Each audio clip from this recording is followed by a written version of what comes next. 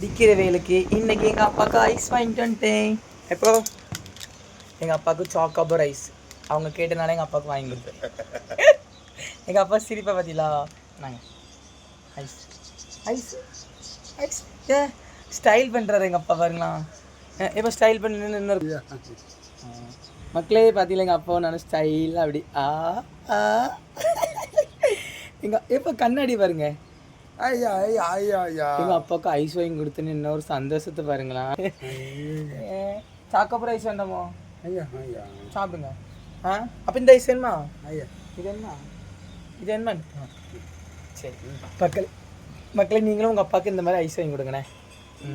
உமா கொடுங்க. ஐயா பாய். கண்ணா இருக்கா? Smile smile smile smile. Okay மக்களே பாய்.